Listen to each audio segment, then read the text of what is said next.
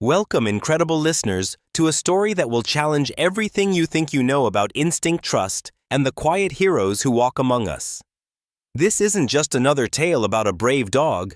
It's a deep dive into the almost mystical connection between humans and animals, a connection that can sometimes be the only barrier between innocence and unimaginable danger.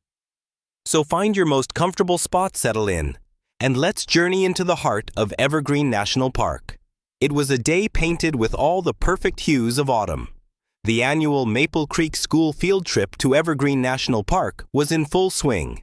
Sunlight dappled through canopies of fiery red and gold leaves. Children's laughter echoed like wind chimes through the trees, and the crisp, clean air hummed with the simple joy of being alive.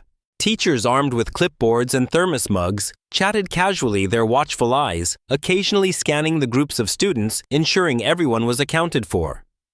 It was a picture of perfect normalcy, the kind of day that lulls you into a sense of utter peace. Right in the heart of this idyllic scene was our golden hero, a magnificent Labrador named Scout. With his coat the color of warm honey and eyes that held an endless well of kindness, Scout wasn't just any dog. He was a certified therapy dog and canine officer, a beloved fixture at Maple Creek Elementary. His handler, Officer Jake Harrison, a man with a steady gaze and a gentle smile, had always relied on Scout's unflappable calm. Scout's days were a symphony of simple pleasures, fetching brightly colored tennis balls, dozing peacefully in sunbeams during story time, and offering a comforting paw to any child who needed a moment of quiet reassurance. He was, to put it simply, a furry guardian angel, ever present, ever gentle. But on this particular day, something shifted. It wasn't a sudden storm or a dramatic event that caught the eye. It was subtler, almost imperceptible to the human observers, yet it hit Scout like a physical blow. His usual playful tail, which usually wagged with the enthusiastic rhythm of a metronome, went still. His relaxed posture, a picture of canine contentment, turned rigid, almost coiled. The joyful spark in his intelligent eyes was replaced by an intense, unwavering focus, scanning the periphery of the park with an urgency that sent a shiver down Jake's spine. The air around him, once light and cheerful, seemed to thicken heavy with an unseen presence. This wasn't just a dog being a dog. This was an animal sensing a deep, profound wrongness, a disturbance in the very fabric of their peaceful outing. Then, into this tableau of unease, stepped Mr. Alistair Finch. He was the new chaperone volunteering after recently moving to Maple Creek. With his silver hair, neatly trimmed beard, and a smile that seemed to crinkle the corners of his eyes just right, he was the epitome of charming. He moved through the groups of children with an effortless grace, his voice a smooth, captivating baritone. He was particularly attentive to Lily, a timid, withdrawn 9-year-old girl who often sought solace on the fringes of group activities. Finch knelt beside her, showing her a rare butterfly, then promising her a secret surprise, deep within the woods. The audience, much like the teachers, would be lulled into a false sense of security, believing he was simply a kind, engaging adult, perhaps just a little too eager to connect with the more reserved children. But Scout saw past the polished facade. His low growl, barely audible at first, began to build a rumbling thunder deep in his chest. His insistent barks, sharp and urgent, started to cut through the cheerful din of the field trip, disrupting the harmony of the afternoon. "Scout, easy boy," Jake whispered, pulling gently on his leash. "What's gotten into you?" He offered an apologetic smile to Mrs. Albright, the head teacher, whose brows were furrowed with concern. Jake felt a familiar prickle of frustration. How many times had he, in his professional capacity, dismissed Scout's seemingly irrational outbursts? How many times had I told him to be quiet, to be a good boy, when all he was doing was trying to tell me something, trying to warn me? He thought, a wave of retrospective guilt washing over him. This was the common human mistake, imposing our logic on an instinct that operates on a deeper, more primal frequency. We often dismiss what we don't understand, especially when it comes from a creature we believe to be simpler than ourselves. It was a fatal oversight. While Jake was preoccupied trying to quiet his increasingly agitated K9 partner, and as the other teachers remained oblivious, lost in their own conversations, Mr. Finch offered Lily his hand. His smile, though outwardly warm, now held a glint of something predatory, something cold and calculating that only Scout's senses could detect. "Come along, Lily," he murmured, his voice a silken trap. "Let's go find that special surprise, just us." Without a word, the timid 9-year-old, captivated by the promise, and the man's seemingly gentle demeanor, quietly slipped away from the group, her small figure disappearing into the emerald embrace of the ancient trees, led by a wolf in sheep's clothing. And as the last glimpse of her bright pink backpack vanished, Scout let out a piercing, desperate wail, a sound that tore through the serene afternoon, signaling a horror that was only just beginning to unfold. The stage was set, and the race against time had officially begun. The chilling wail from Scout, a sound so raw and desperate, it seemed to tear at the very fabric of the peaceful afternoon, ripped through Officer Jake Harrison's consciousness. It wasn't the agitated barking from moments before.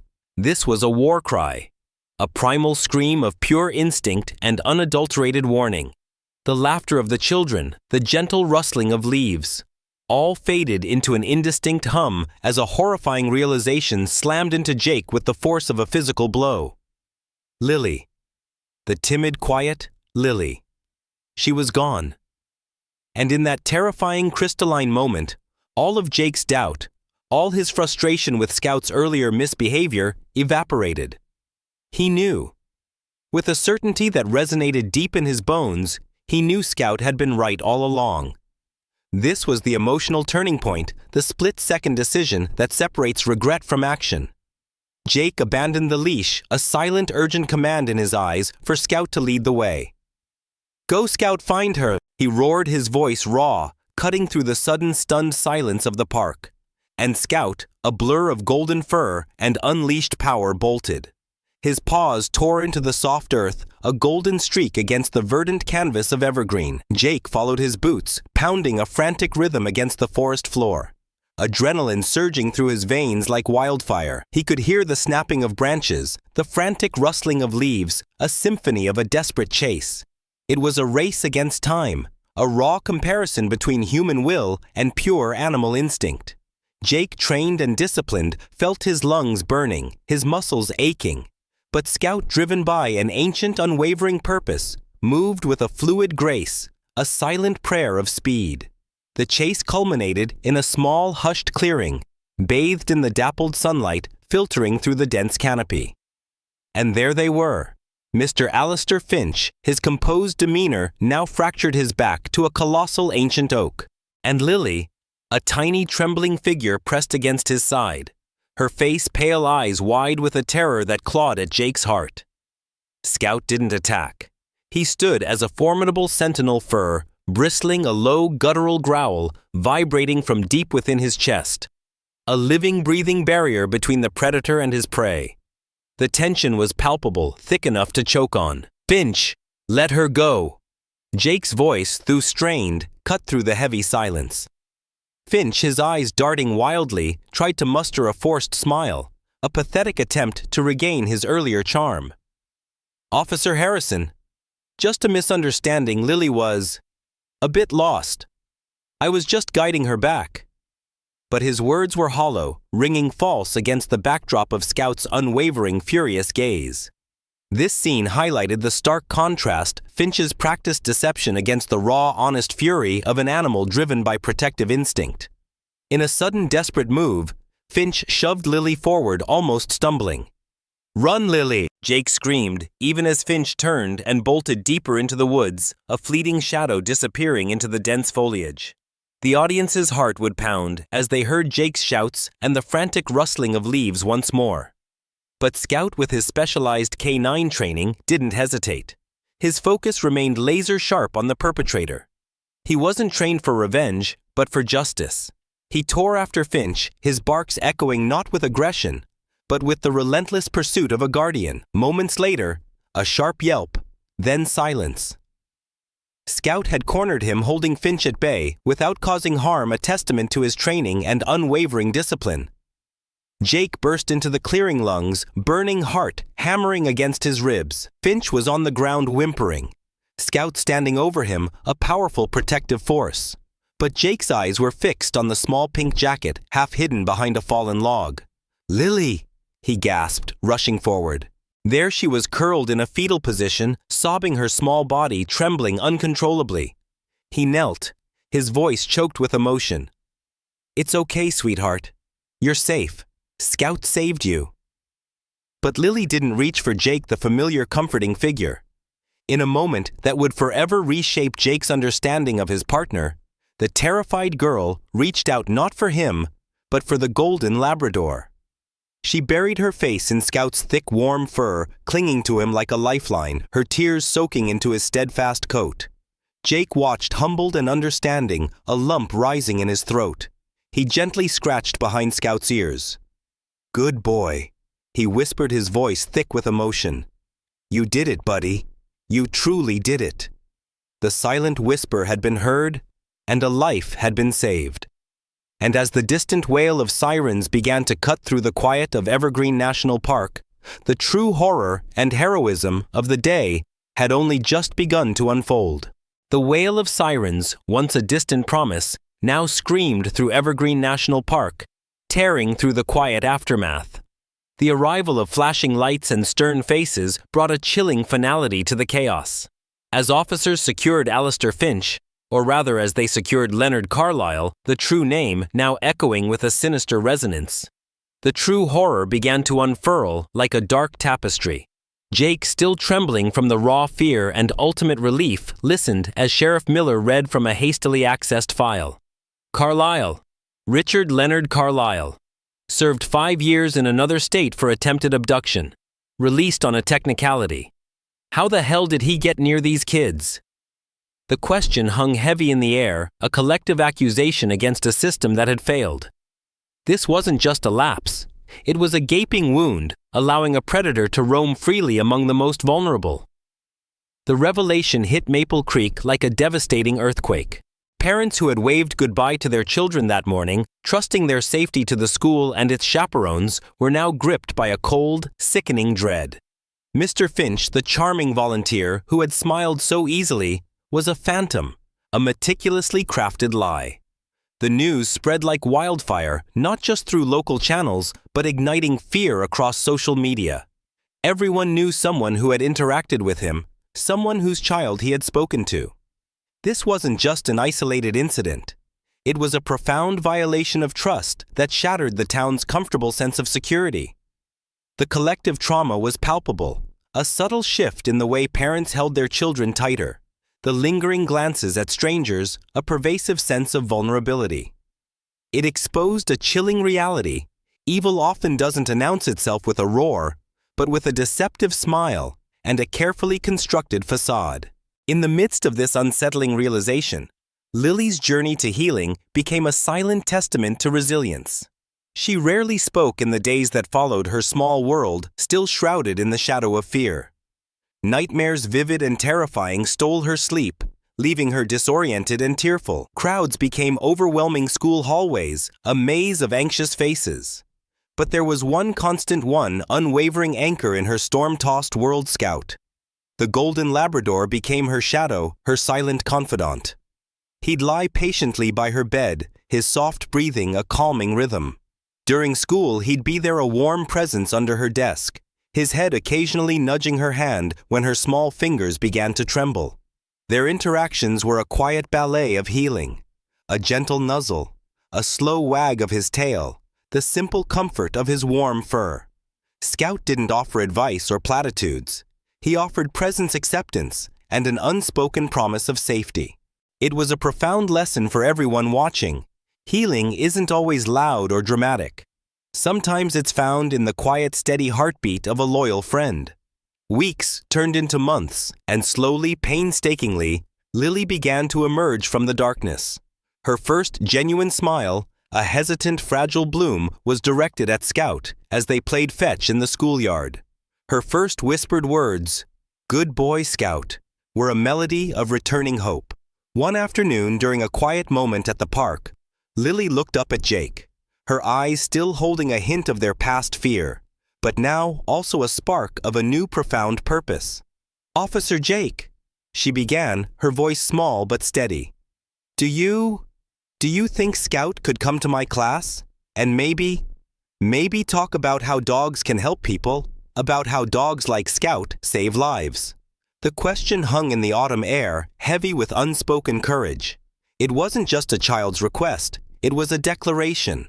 It was no longer just about a dog saving a life. It was about a dog inspiring a child to reclaim her voice, to turn her trauma into a message of hope, and to begin forging a new path, not just for herself, but for her entire community. The ripple effect was about to begin. The crisp autumn air held a new kind of tension, a collective breath held in the heart of Maple Creek. Weeks after the incident, the school auditorium buzzed not with the usual pre-assembly chatter, but with a quiet, almost reverent anticipation. Parents, teachers, and students alike gathered their faces a mixture of lingering concern and burgeoning hope. On the small stage, bathed in the soft glow of the school lights, stood Officer Jake Harrison, his uniform a stark contrast to the golden, comforting presence of Scout by his side. Jake stepped forward, his gaze sweeping across the faces in the audience. Faces still etched with the memory of fear, but also beginning to show the stirrings of a new understanding. He didn't begin with a grand pronouncement of bravery or a recounting of the dramatic chase. Instead, his voice steady and resonant spoke of a different kind of heroism. Sometimes, he began, we get so caught up in the noise of our daily lives, the logical explanations, the things we think we know, that we miss the most profound messages. He paused, looking down at Scout, who sat patiently, his eyes unwavering. Scout here didn't save Lily with brute force or complex strategy. He saved her with instinct. He listened to a whisper that no human ear could hear, a feeling that something was deeply, profoundly wrong. Jake's words cut through the silence, a powerful, simple truth that resonated with every parent, every child, every teacher in the room. The greatest lesson he taught me, and the lesson I want to share with all of you today, is this. Sometimes the quietest voices are the ones we need to hear the most. Whether it's the instinct of an animal, the soft plea of a child, or that gut feeling deep inside you that something isn't right, learn to listen. Learn to trust it. It was a message that transcended the incident, a universal call to empathy and awareness, delivered with a humble power that silenced every heart in the room. But the true emotional climax, the moment that would forever etch this story into the collective memory of Maple Creek, was yet to come. With a gentle nod from Jake, Lily, her small hand clutching Scout's fur, slowly walked to the microphone. Her face, usually so shy and withdrawn, held a newfound quiet strength. Her voice, soft and trembling, at first grew clearer with each word. She didn't recount the terrifying details of being led away by Carlisle, the fear in the woods. She didn't need to. Her story was simpler, more powerful. Scout, she began, looking at her golden guardian. He knew something was wrong. And he barked. He barked and he wouldn't stop. And that bark saved my life. A collective gasp rippled through the audience. Then a single tear traced a path down her cheek. But this time, it was a tear of release, not fear. A wave of applause erupted, spontaneous and heartfelt, a testament to Lily's incredible bravery and Scout's unwavering loyalty. It was a powerful, raw moment that reminded everyone that heroes aren't just figures from comic books. They are the loyal hearts that listen when others fail to hear. The story of Scout and Lily, once a terrifying incident, blossomed into a narrative of community healing and unexpected heroism. Maple Creek embraced its four-legged guardian with an outpouring of affection. The local diner proudly taped a photo of Scout to its window, a handwritten sign beneath it proclaiming, "Thank you, Scout, our hometown hero." The hardware store, usually bustling with customers, set out a permanent dog bowl with a simple note, "Scout, drink anytime." And children inspired by Lily's courage drew countless pictures of their golden hero, vibrant crayon murals adorning the school hallways, each one a testament to their gratitude. Scout, once merely a canine officer, became a symbol of resilience, of trust, and of the profound, often overlooked bond between humans and animals. This section truly emphasized the core theme: heroes don't need capes or superpowers. They just need a loyal heart, and the courage to trust their instincts and the willingness of others to listen. Maple Creek. The quiet town nestled by Evergreen National Park was subtly yet irrevocably changed. Before the incident, it was a typical slightly complacent community, trusting in the everyday rhythms of life. Afterward, it became something more vigilant. Yes, but also more compassionate, more connected. Parents held their children a little tighter, but also encouraged them to listen to their own instincts to speak up. The way people greeted each other was warmer, infused with a shared sense of vulnerability and gratitude.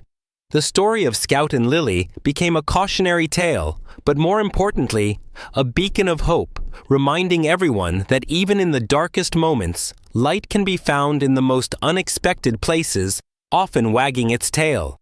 This was the transformative power of a single event. A ripple effect that spread far beyond the initial splash, reshaping a town and etching a legacy not in stone, but in the hearts of its people. The journey of healing, of vigilance, and of profound connection was just beginning. The crisp scent of pine and the first dusting of snow marked the quiet arrival of winter in Maple Creek. The vivid, frightening memories of autumn's dark turn had begun to soften like old photographs fading at the edges. The town, however, was not the same. It held a newfound vigilance, a quiet strength that pulsed beneath its charming small-town exterior. Scout's name, once synonymous with a friendly wag and gentle nuzzle, was now a whispered legend, a testament to the power of intuition. Months after the incident, the fear that had once shadowed Lily's eyes had mostly receded, replaced by a quiet confidence. Oh, some scars run too deep to ever fully disappear. There were still moments, fleeting shadows, when a sudden noise or an unfamiliar face might cause her to flinch. But these moments were rare now. She laughed more, a genuine, unburdened sound that brought tears to her mother's eyes. She raised her hand in class with a new assertiveness, her voice no longer trembling as she shared her thoughts. Her steps were lighter, as if the immense weight of fear had finally been lifted, not just from her shoulders, but transferred to the unwavering, loyal back of her golden guardian. Scout, ever present, was more than a dog. He was a silent vow, a constant reminder of safety and resilience. One blustery December evening, Jake found himself sitting on his porch, a steaming mug of coffee warming his hands. The air was cool, carrying the scent of wood smoke and the distant twinkle of Christmas lights. Scout lay beside him, head resting on Jake's boot, his eyes half closed in that peaceful, watchful way only dogs possess. Always safe, yet always on duty. Jake looked out at the quiet street, a profound sense of gratitude swelling in his chest. Not just for Scout, but for Lily's brave spirit, for the community that had rallied, and for the powerful reminder that sometimes the smallest acts of courage, the quietest whispers of instinct, can ripple out the furthest. He leaned down, scratching Scout's ears. "You're a good boy, you know that." Scout's tail thumped gently against the wooden planks, a soft, steady beat in the cold night air. And as the stars blinked overhead, Jake thought about Lily's poignant question. "Do you think Scout remembers?" He smiled, a warmth spreading through him. "Oh, I think he remembers," he murmured, his voice thick with emotion. "Dogs like Scout, they don't forget the people they protect, and they certainly don't stop watching out for them either." It was a truth as old as time, a bond forged in fear and strengthened by unwavering love. In that quiet moment with his loyal companion by his side, Jake understood. Some stories don't end with a headline or a handshake. Some stories keep going day after day, in the quiet ways we heal, the small ways we show up for each other, and the silent, steadfast strength of a dog who never stops listening. And so we come to the end of our journey through Maple Creek, a town forever changed by a golden Labrador and a brave little girl. Their story reminds us that heroism isn't always about grand gestures. Sometimes it's about paying attention to those quiet nudges, those instincts we often dismiss. Have you ever had a moment when you just knew something wasn't right, even if you couldn't explain it? What did you do about it? Share your stories in the comments below. Let's keep this conversation going, because sometimes trusting our instincts, or the instincts of our incredible animal companions, can make all the difference. If this story touched your heart, Please give this video a thumbs up, subscribe to our channel, Courage in Fur, for more tales of extraordinary animal heroes, and hit that notification bell so you don't miss our next story. Every like, share, and comment helps us shine a light on these amazing creatures and the lessons they teach us about courage, loyalty, and the power of listening. Thank you for being a part of our journey. Until next time, stay vigilant, stay kind, and keep listening for those whispers.